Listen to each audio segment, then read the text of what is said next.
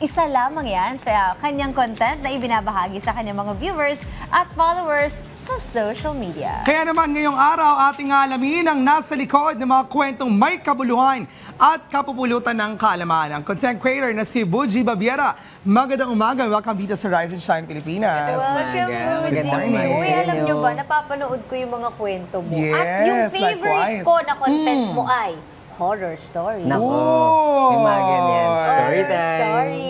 Kasi parang kinikilabutan ako pag talagang pinapanood kita. Kasi Ayun. parang, alam mo yun, kalmado, pero may, may laman. Tapos parang may matutunguhan yung kwento. Nakakatakot siya. Nako, ako rin natatakot din ako sa mga kinikwento ko minsan eh. Gayon. O sige, anong klaseng story time content bang ginagawa mo, Buji? So, I guess yung mga viral stories na na-produce ko are more on the horror, urban legends, Ayun. myths, history, ganyan.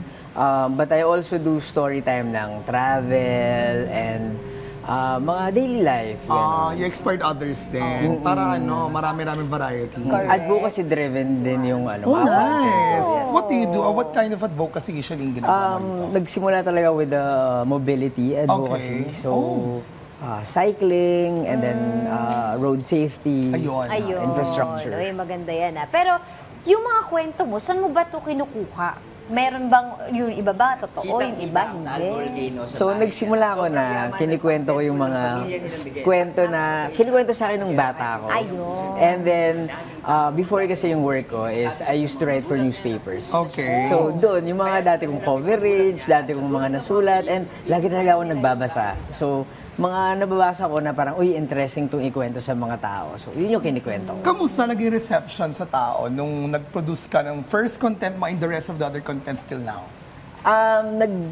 Kasi nagsimula talaga ako na parang kung ano-ano lang yung content na pinoproduce ko. Okay. Parang 30-day, random, minsan food review, minsan cycling, ganyan. Tapos there was a time na gumawa ako ng isang advocacy video na Okay. story time.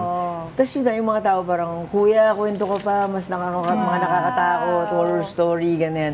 Tapos inaraw-araw ko until na, ayun, na natutuwa sila, and then people are starting to submit their own stories, ganyan. Ayun. Curious tuloy ako sa horror. Paano yung boses niya doon kapag nagkukwento ng story time sa horror? Normal. Story Ganun pa time. rin. Parang ganun lang siya. Parang Tapos, ganun. parang ganyan. Oo. Kung paano siya magsalita, ganyan lang. Parang Ayun. yung goal ko talaga is para lang silang kabarkada, ganyan. Ayun. Pero may kaba. Ganun. Oo. May kaba. Unconventional. Akala ko mala gas abel ka. May ganun nga daw sabi nila. Pero in real life, ganun lang siguro talaga. Hindi mo yung naman boses. kumag-anak si Ganun gas abel Hindi, gas. hindi. naman. Ganun lang talaga siya Ganun lang magsalita, talaga, no? oo. Oy, ano ba yung mensahe mo na gusto mong iparating sa ating mga, syempre, sa mga netizens natin na nanonood ng story time mo na content? Ako gusto ko talaga, advocate ako na i-push nila yung paggawa ng content na magkwento lang sila kasi naniniwala ko na there are so many stories to tell at worth yun marinig ng madaming tao. Social media accounts. Follow nyo at Buji Babiera on TikTok, Facebook, and on Instagram.